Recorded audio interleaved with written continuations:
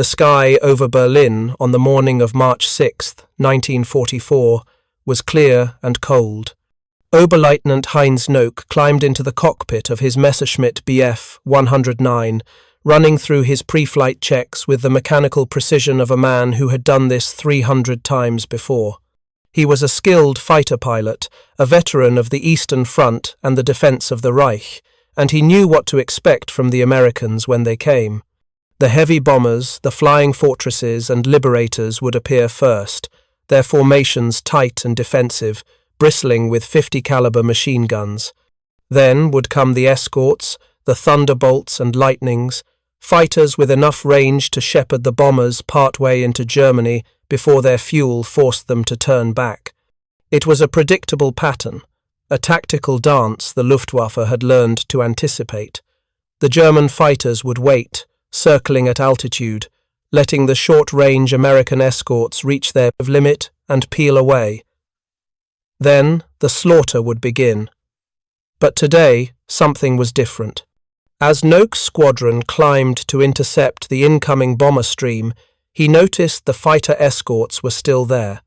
They should have turned back by now. They were deep over German territory, far beyond the operational radius of any American fighter he knew. And yet there they were, sleek single-engine aircraft with distinctive bubble canopies and laminar flow wings, weaving protectively around the bombers as they pressed toward the capital. They were P-51 Mustangs, a type he had encountered before and dismissed as adequate but unremarkable. Just another fighter. But now, here they were, over Berlin itself, hundreds of kilometers from their bases in England. It should have been impossible. If you're enjoying this deep dive into the story, hit the subscribe button and let us know in the comments from where in the world you are watching from today. Nock was not alone in his confusion. Across the Third Reich's fighter command, experienced pilots were reporting the same thing.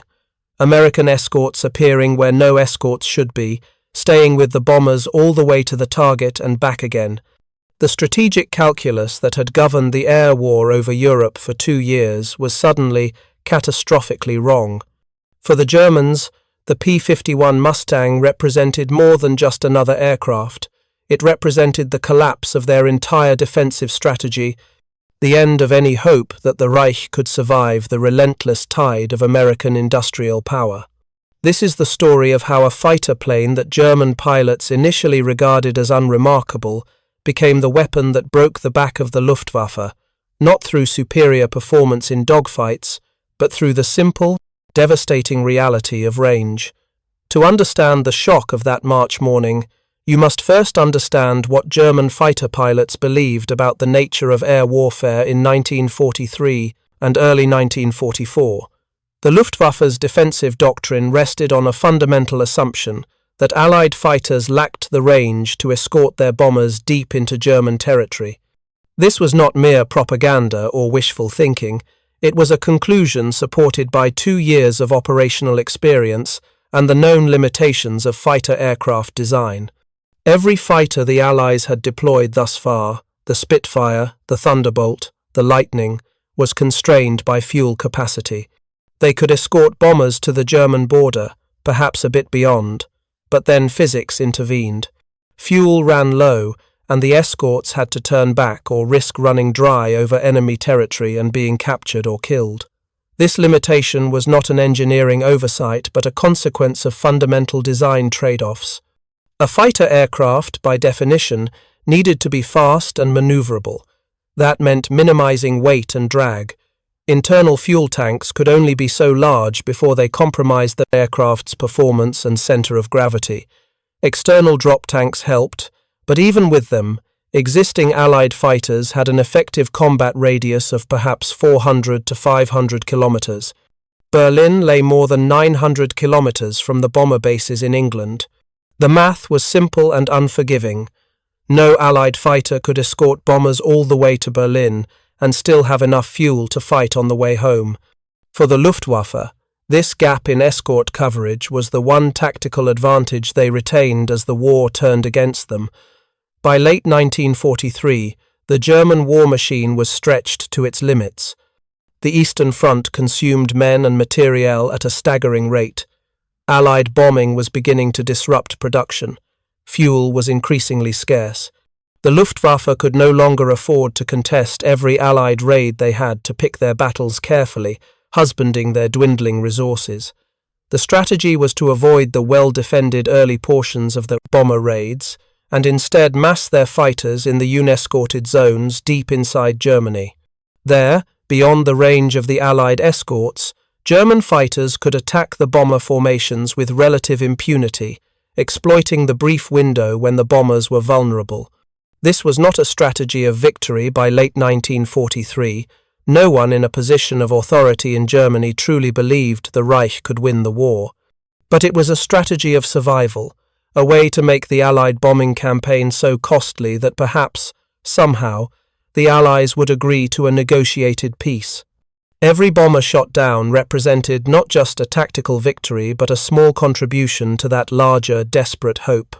The absence of long-range escorts was the linchpin of this entire approach. Without it, the Luftwaffe's defensive strategy would crumble. German intelligence was well aware of Allied efforts to develop long-range escort fighters. Reports filtered in from frontline units, from agents, from technical analysis of captured aircraft. But the Luftwaffe's technical experts were confident that the fundamental physics of the problem had no easy solution. Yes, the Americans might extend range somewhat better drop tanks, more efficient engines, but to double or triple the combat radius of a fighter, that would require a revolutionary breakthrough, not incremental improvements. And revolutionary breakthroughs, the experts reasoned, took years of development, years the Allies did not have if they wanted to maintain the pressure of their bombing campaign. Moreover, German pilots had already encountered the P-51 Mustang in combat, and their initial assessments were underwhelming. The Mustang had entered service with the Royal Air Force in 1942, and the Luftwaffe had fought against it during low-level reconnaissance and ground attack missions over France and the Low Countries. It was a competent aircraft, certainly well-made, reasonably fast, adequately armed, but it was not a game-changer. In mock dogfights and tactical engagements, the Mustang seemed to perform on par with other Allied fighters, perhaps a bit better in some respects, a bit worse in others. German intelligence reports from that period described it as another fighter of the Spitfire class, a professional acknowledgement of its capabilities, but hardly a cause for alarm. Just another fighter. What German intelligence did not fully appreciate, what they could not have fully appreciated, was that the Mustang they were evaluating in 1942 was fundamentally different from the aircraft that would appear over Berlin in March of 1944. The early Mustangs used an Allison V1710 engine, a reliable American power plant, but one that performed poorly at high altitudes where bomber escort missions were flown. Above 15,000 feet, the Allison-powered Mustang lost power rapidly, making it unsuitable for the high-altitude combat that characterized the air war over Germany. The British and American engineers knew this, and they knew the Mustang's airframe was otherwise exceptional, sleek, aerodynamically efficient, with unusually low drag for a fighter of its era.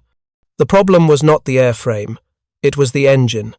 The solution came from an unexpected source, a British engine in an American airframe. The Rolls-Royce Merlin, the same engine that powered the Spitfire and the Lancaster bomber, featured a two-stage supercharger that maintained power at high altitudes. In late 1942, the idea of mating the Merlin engine to the Mustang airframe was proposed, and prototypes were rapidly developed. The results were extraordinary.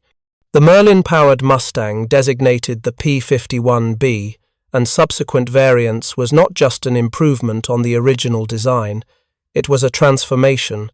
At 25,000 feet, where the air is thin and most fighters struggle, the Merlin Mustang was fast, agile, and deadly.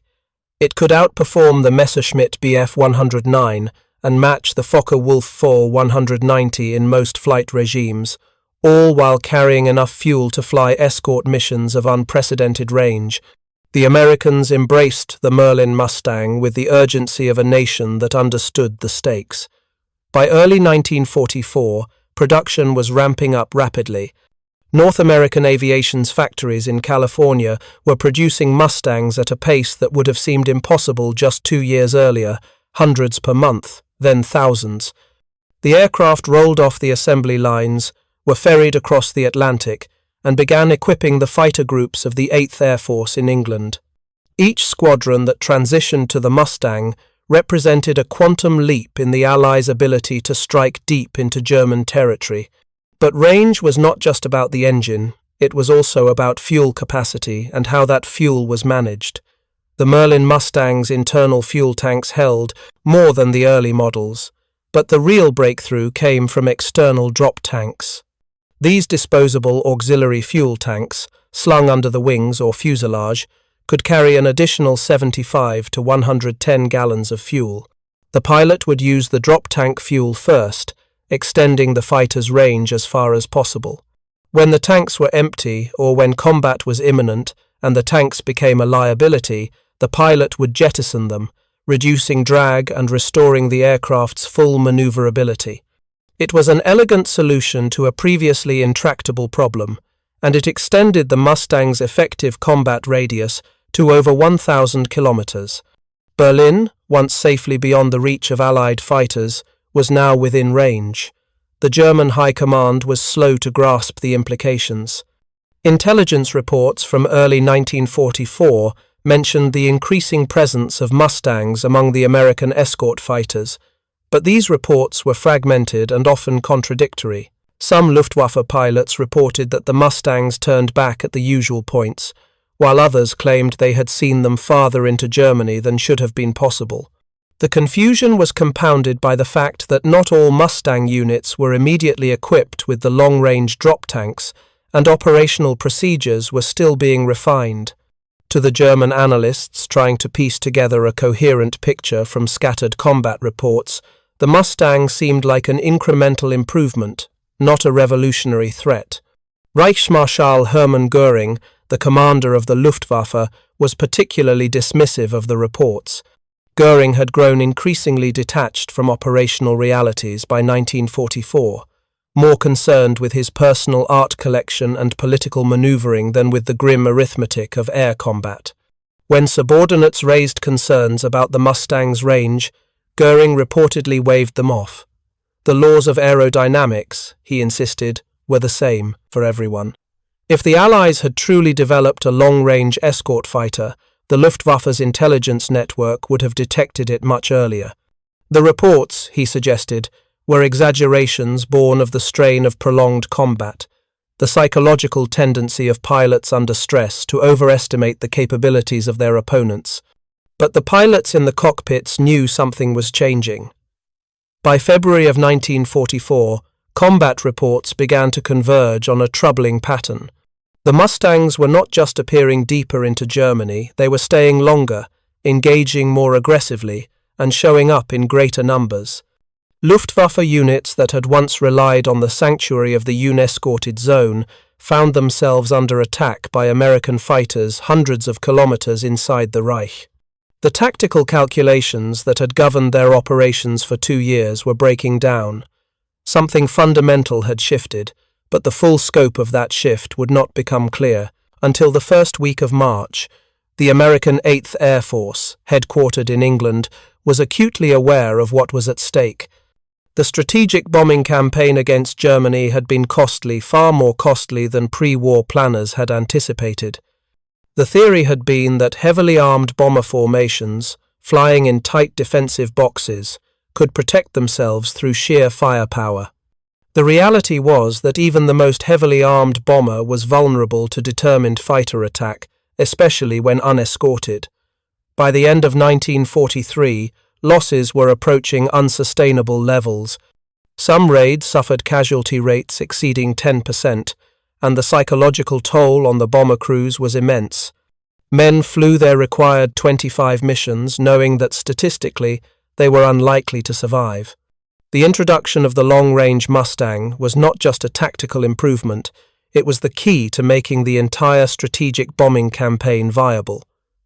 The 8th Air Force planned its first escort mission to Berlin with the meticulous care of an operation that would either validate the entire strategy or expose its flaws. The date chosen was March 4, 1944. The bombers would target industrial facilities in the German capital, and for the first time, they would have fighter escort all the way to the target and back. The mission was delayed by weather and eventually rescheduled for March 6th. When the day finally arrived, the weather over Europe was clear, good visibility, minimal cloud cover. Ideal conditions for a maximum effort mission. Over 60 P-51 Mustangs from the 354th, 357th, and 363rd Fighter Groups took off from their bases in England in the early morning hours. They climbed to altitude and formed up with the bomber stream, hundreds of B-17 flying fortresses and B-24 Liberators arrayed in their characteristic combat boxes. The formation stretched for miles, a river of aircraft droning eastward toward the heart of the Third Reich. For the bomber crews, the presence of the Mustangs was reassuring, but many were skeptical. They had been promised long-range escorts before, only to watch the fighters turn back when fuel ran low. Whether these new Mustangs could truly go the distance remained to be seen. For the Mustang pilots, the mission was a test not just of their aircraft but of their entire operational concept. They flew in a loose weave above and around the bombers, scanning the sky for enemy fighters. The flight across the North Sea and into German airspace was uneventful, but as they crossed into Germany proper, the pilots began to see the Luftwaffe rising to meet them. Dark specks appeared on the horizon, resolving into Messerschmitts and Fokker-Wulfs, climbing to intercept altitude. The radio chatter increased terse warnings, vectors to incoming enemy fighters, acknowledgements. The Mustang pilots jettisoned their drop tanks and prepared for combat. Meanwhile, in the cockpits of the German fighters, confusion and disbelief were mounting. Heinz Nock, climbing toward the bomber stream over central Germany, checked his fuel gauge and calculated how much time he had before he would need to head back to base. He expected the American escorts to be long gone. By now they always were at this distance from England. But as he closed on the bombers, he could see the escorts were still there, circling and weaving, very much present and very much ready to fight. His wingman radioed a terse observation. "They're still here. How are they still here?" Knock had no answer. He had been flying combat missions since 1940, had fought over England during the Battle of Britain, over Russia during the desperate defense of Moscow, and over Germany as the Allies' bombing campaign intensified.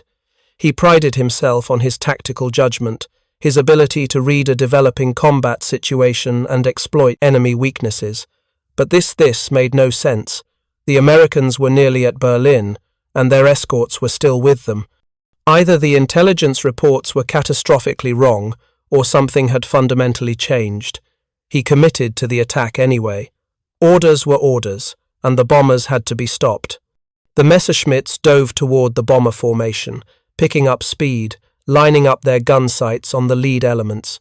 But before they could close to firing range, the Mustangs were on them.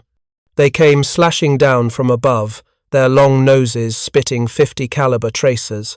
Nock broke hard right, pulling his Bf 109 into a steep climbing turn, trying to gain angles on the nearest Mustang.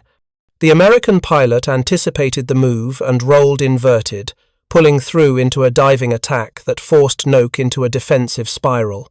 The engagement was brief and inconclusive. Neither pilot could gain a decisive advantage, and both broke off, conserving fuel and ammunition. But the psychological message was clear. The Americans were here, over Berlin, and they were not leaving. The bomber formations pressed on to their targets, released their payloads, and turned for home. The Mustangs stayed with them the entire way, fending off repeated Luftwaffe attacks but never abandoning the bombers. For the German pilots, it was a revelation and a nightmare. They had known, intellectually, that the war was not going in Germany's favour.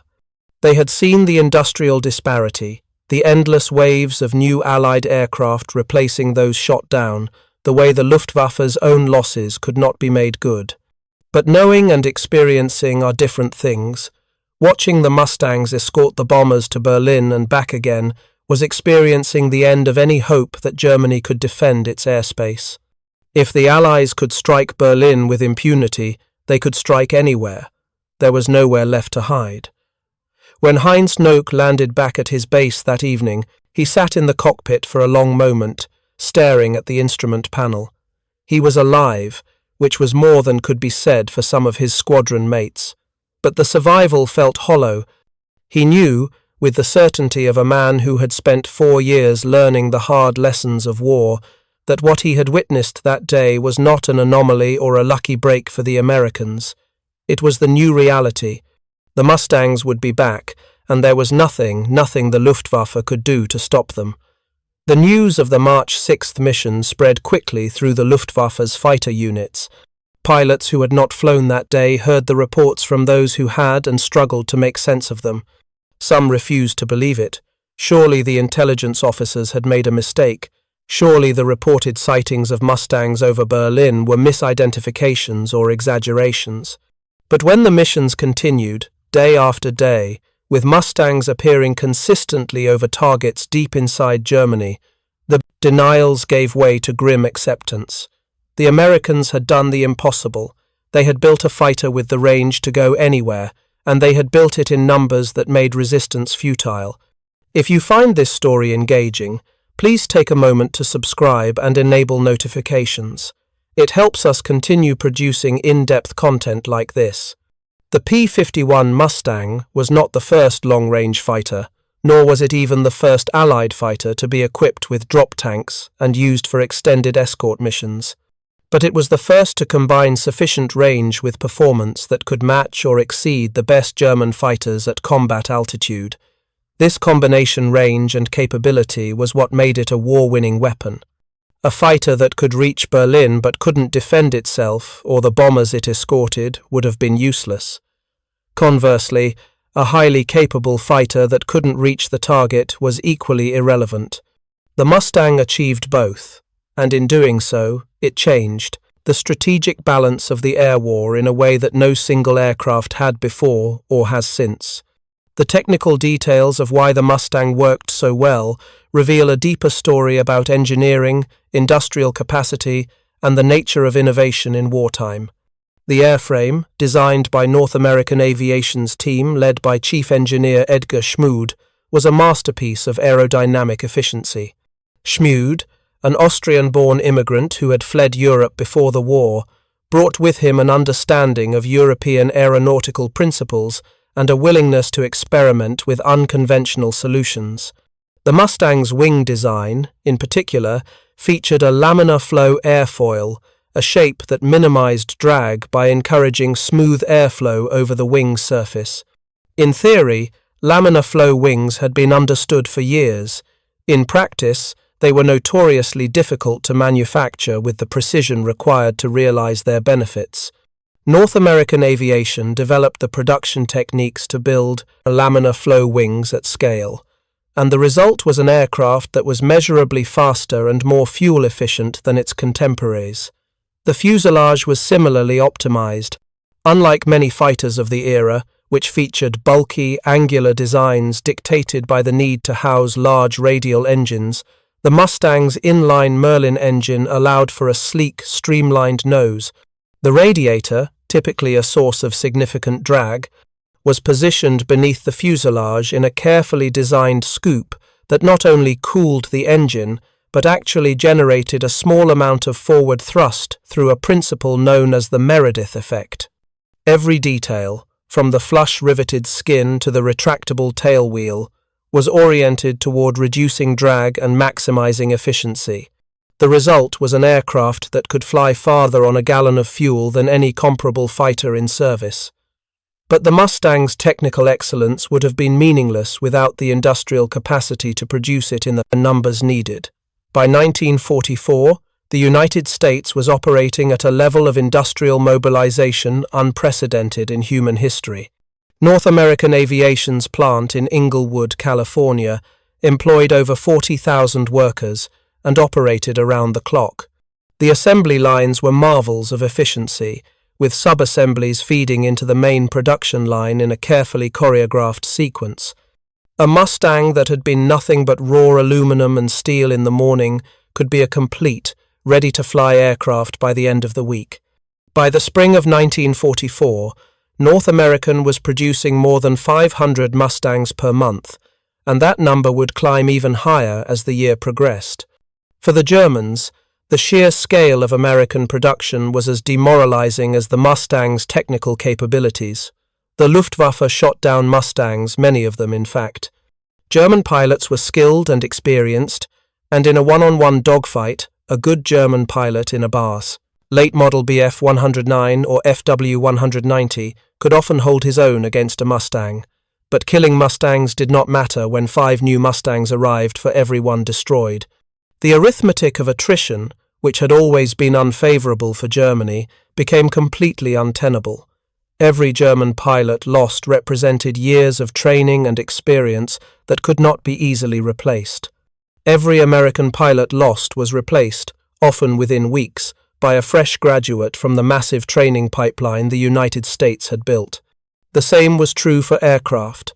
German fighter production was hampered by material shortages, factory bombings, and the need to divert resources to other critical needs. American production faced no such constraints. The psychological impact of this disparity cannot be overstated. German pilots in the spring and summer of 1944 flew their missions knowing that every sortie might be their last, not because they lacked skill or courage, but because the numbers were against them. They were outnumbered, often by 3 or 4 to 1, and the enemy fighters they faced were equal or superior to their own. The Luftwaffe's veterans, the men who had survived years of combat and accumulated hundreds of missions, began to fall at an accelerating rate. Adolf Galland, one of the Luftwaffe's most skilled and decorated pilots, later wrote that by mid-1944 the Luftwaffe had lost air superiority over Germany and could not hope to regain it. The appearance of the long-range Mustang, he said, was the decisive turning point. Once the Americans could escort their bombers all the way to the target and back, the Luftwaffe's defensive strategy collapsed. There were no more safe zones, no more unescorted bombers to attack. Every mission became a battle not just against enemy aircraft, but against the inexorable logic of a war that Germany could not win. For the American bomber crews, the arrival of the Mustang was nothing short of salvation. Men who had flown missions deep into Germany, watching their escorts turn back at the German border, and knowing they would face the Luftwaffe alone for the next several hours, now had fighters that stayed with them the entire way. The psychological relief was immense. Bomber losses, which had been averaging 8 to 10% per mission in the worst periods of 1943, dropped to 3 to 4% by mid-1944. That difference, seemingly small in percentage terms, translated to hundreds of lives saved and dozens of bombers that returned to fly again. The strategic bombing campaign, which had teetered on the edge of unsustainability, became a grinding but ultimately successful effort to dismantle Germany's war-making capacity. The bomber crews developed an almost superstitious reverence for the Mustang pilots who escorted them. Stories circulated of Mustangs staying with badly damaged bombers, shepherding them back to England even, when doing so meant exposing the fighters to additional risk. There were accounts of Mustang pilots diving into swarms of German fighters to break up attacks, of lone Mustangs taking on entire squadrons to buy time for the bombers to escape. Not all of these stories were literally true. Combat narratives are always embellished in the retelling, but they reflected a deeper truth about the bond that developed between the bomber crews and the fighter pilots who protected them. The Mustang became a symbol of hope, a tangible reminder that the overwhelming material superiority of the United States could be translated into tactical and strategic success. The Germans, for their part, tried desperately to counter the Mustang threat. New tactics were developed, emphasizing hit-and-run attacks that minimized exposure to the escorts. German pilots were instructed to focus on the bombers and disengage if engaged by fighters, to avoid being drawn into dogfights that they were unlikely to win. The Luftwaffe also began deploying its most advanced fighters, the Fokker-Wulf Tar 152, the Messerschmitt Bf 109K in greater numbers, hoping that superior performance at extreme altitudes might offset the numerical disadvantage. None of these measures made more than a marginal difference. The Tar 152, for instance, was a fine aircraft, but it was produced in such small numbers that it had no strategic impact. The Bf 109K was faster and better armed than earlier models, but by the time it entered service in significant quantities, the Luftwaffe had already been bled white. Tactics and technology could not overcome the fundamental disparity in resources and industrial capacity. By the summer of 1944, the Mustang-equipped fighter groups of the 8th Air Force were ranging across Germany almost at will. They escorted bombers to targets in Berlin, Munich, Vienna, and beyond. They strafed trains, trucks, and airfields, extending the reach of Allied air power to virtually every corner of the Third Reich. The Luftwaffe, once a fearsome and technologically advanced force, was reduced to a shadow of its former self, its ranks filled with poorly trained pilots flying obsolete aircraft against an enemy that controlled the skies. The transformation was complete. The P-51 Mustang, initially dismissed by German pilots as just another fighter, had become the instrument of the Luftwaffe's destruction. The spring of 1944 marked the beginning of what Luftwaffe pilots would later call the Great Dying. Every day that the weather permitted, the American bomber formations came, and with them came the Mustangs. The missions had a relentless quality, a mechanical inevitability that wore down even the most experienced German pilots. It was not that any individual mission was necessarily more dangerous than those flown in previous years, though losses were certainly high, but rather the cumulative psychological weight of knowing that there would be another mission tomorrow and another the day after that, and that each mission would be contested against an enemy that could not be exhausted or depleted.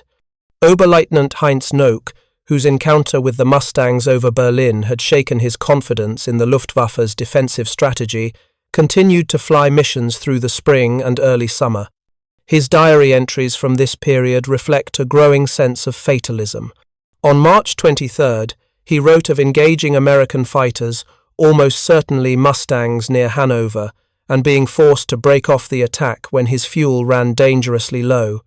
The Americans, he noted, seemed to have fuel to spare, circling lazily above the bomber stream, while the German fighters struggled to stay airborne long enough to press home their attacks. On April 11th, after another costly engagement, he wrote simply, "We are fighting an enemy who has everything, and we have nothing. How long can this go on?" The answer, though Noack could not have known it at the time, was not much longer. By mid-1944, the Luftwaffe was losing pilots faster than it could train replacements. The training pipeline, once rigorous and thorough, had been compressed to dangerously inadequate lengths.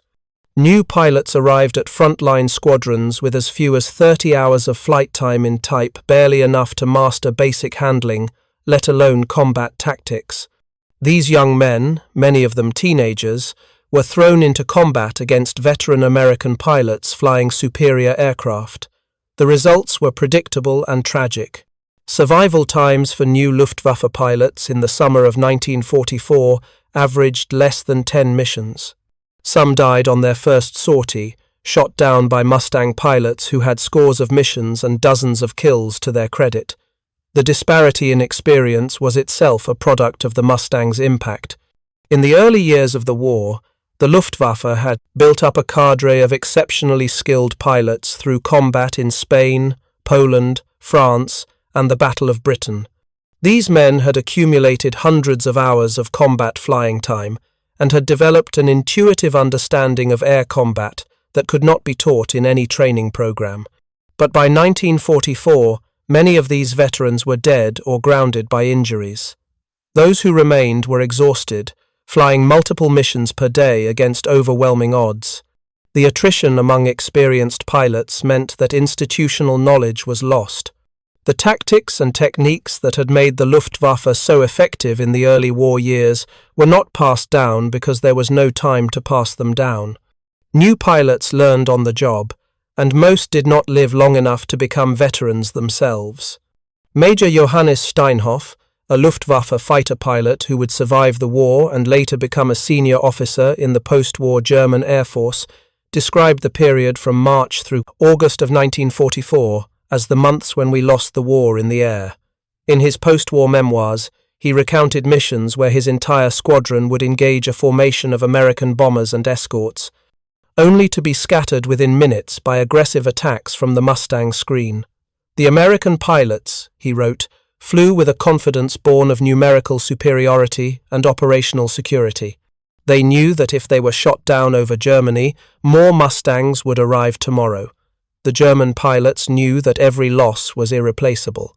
That psychological difference, Steinhoff argued, was as important as any technical or numerical disparity. One specific mission stands out in the historical record for its illustration of how completely the Mustang had changed the strategic balance.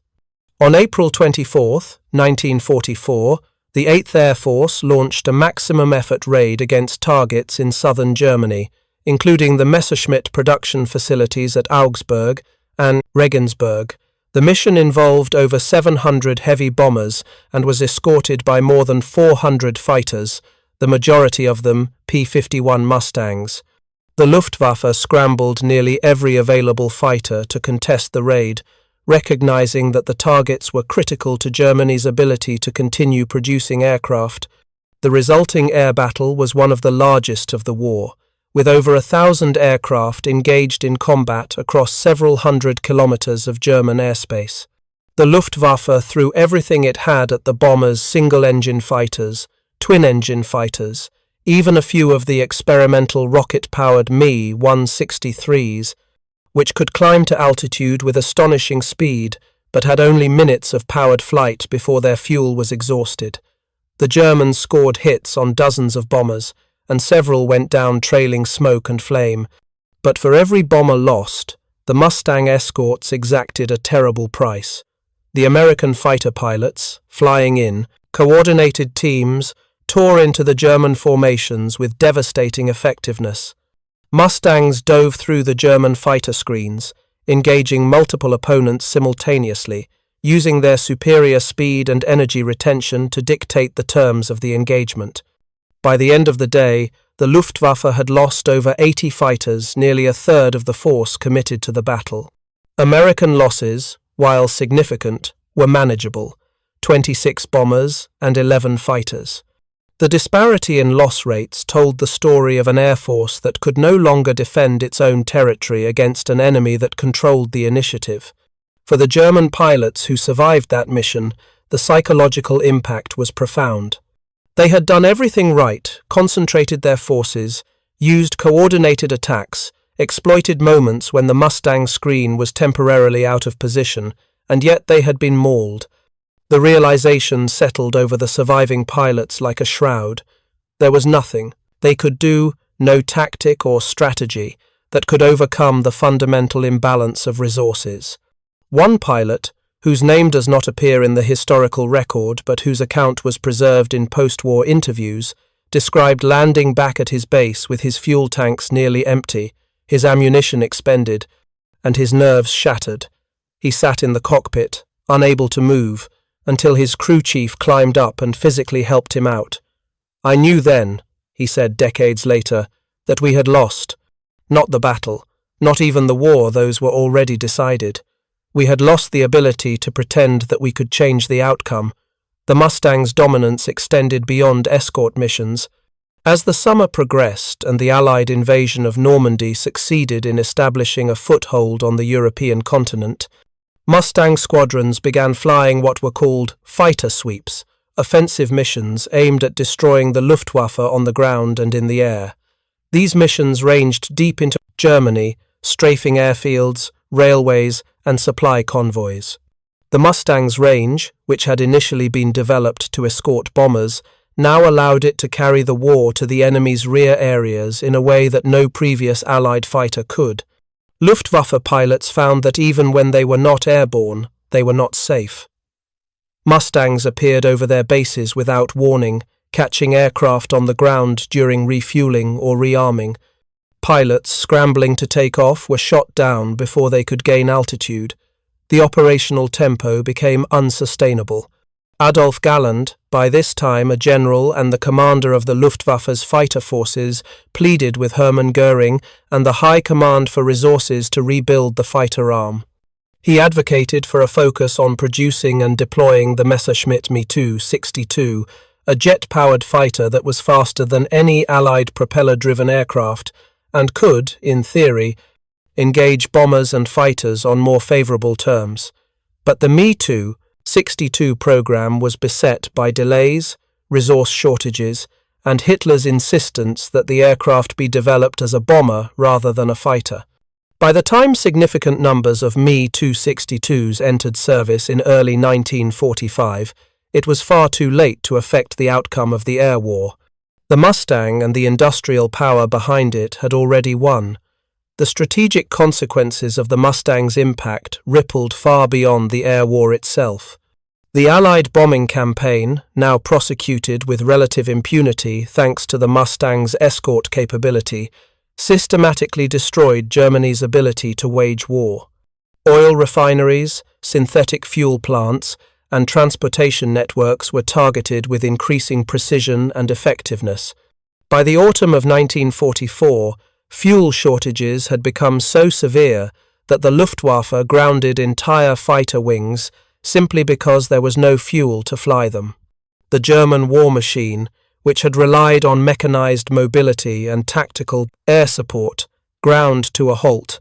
Even the fearsome panzer divisions found themselves unable to maneuver effectively without fuel, and with Allied fighter bombers, many of them Mustangs, roaming the skies over the battlefield. The psychological transformation of German pilots from confidence to despair is one of the war's most telling narratives. Men who had entered the Luftwaffe believing they were part of an elite force, flying for a cause they had been taught to see as just, found themselves trapped in a hopeless struggle against an enemy whose material superiority was overwhelming. Some became cynical, flying their missions mechanically, doing what was expected but no longer believing in victory or even survival. Others clung to increasingly desperate fantasies, wonder weapons that would turn the tide, secret negotiations that would end the war on favorable terms, anything to avoid confronting the reality of impending defeat. A few, like Heinz Nock, recorded their thoughts with unflinching honesty, documenting the slow collapse of the Luftwaffe and, by extension, the Third Reich. Nock's final diary entry from the war, dated April 30th, 1945, is a study in exhaustion and disillusionment. By that point, the war in Europe was in its final days. Soviet forces were fighting in the streets of Berlin. American and British forces had overrun Western Germany. The Luftwaffe had ceased to exist as an effective fighting force. Nock wrote of flying his last combat mission, engaging Allied fighters over northern Germany, and landing with almost no fuel and only a handful of rounds remaining in his guns. "It is over," he wrote. "We fought as hard as we could, and it was not enough. It was never going to be enough. The Americans had too much of everything: aircraft, fuel, ammunition, pilots, and we had nothing but determination, and determination alone does not win wars." The legacy of the P-51 Mustang extends far beyond its combat record in World War II, though that record alone is remarkable. Mustangs were credited with nearly 5,000 air-to-air kills during the war, more than any other Allied fighter in the European theatre. But numbers alone do not capture the aircraft's significance. The Mustang was the weapon that made strategic bombing viable, that broke the back of the Luftwaffe, and that demonstrated the decisive importance of air superiority in modern warfare. It proved that with the right combination of technology, industrial capacity, and strategic vision, a single weapons system could alter the course of a war. For the German pilots who faced the Mustang in combat, the aircraft became a symbol of everything they were fighting against and everything they could not defeat. It represented American industrial might, the ability to design and produce a war-winning weapon in quantities that overwhelmed any tactical or strategic response. It represented the collapse of the Luftwaffe's defensive strategy and of the end of any hope that Germany could defend its airspace. And on a more personal level, it represented the daily, grinding reality of flying against an enemy that could not be exhausted, could not be intimidated, and could not be stopped. The initial dismissal, just another fighter, was understandable. The early Allison-powered Mustangs were competent but unremarkable, but the transformation to the Merlin-powered version, combined with drop tanks and a strategic doctrine that leveraged its range, turned the Mustang into something far more dangerous than its appearance suggested. The German failure to anticipate this transformation was not a failure of intelligence or analysis, but a failure to grasp the scale of American industrial mobilization and the speed with which that industry could translate theoretical designs into operational weapons. By the time the Luftwaffe fully understood what the Mustang represented, it was too late to respond effectively. The air war over Europe in World War II is often remembered for its dramatic dogfights, its aces with their dozens of kills, its stories of individual heroism and sacrifice. These stories are true and important, but they obscure a deeper truth. Wars are won not by individual heroes, but by industrial systems, by the ability to produce more of everything than the enemy can destroy, and by strategic decisions that leverage technological and material advantages. The P-51 Mustang was the embodiment of that truth. It was not the most glamorous aircraft of the war, nor the most technically advanced in every respect, but it was the right aircraft, at the right time, produced in the right numbers, and deployed with the right strategy. That combination made it the weapon that won the air war over Europe. For the men who flew it, the Mustang was a tool, reliable, capable, and well-suited to the mission. For the men who faced it, the Mustang was an omen, a herald of inevitable defeat. And for historians looking back, the Mustang stands as a case study in how wars are really won, not through martial valor alone, though valor matters, but through the unglamorous work of engineering, production, logistics, and strategic planning. The Mustang over Berlin in March of 1944 was not just a fighter plane escorting bombers. It was the physical manifestation of American power, the proof that the outcome of the war was no longer in doubt, and the beginning of the end for the Third Reich. When Oberleutnant Heinz Nock looked up that morning and saw the Mustangs still there, hundreds of kilometers inside Germany, he understood something that his superiors would take months more to accept. The war was over, and Germany had lost. The only question was how long the dying would continue. The Mustang provided the answer, until there was nothing left to fight with and no one left to fly. Thank you for watching.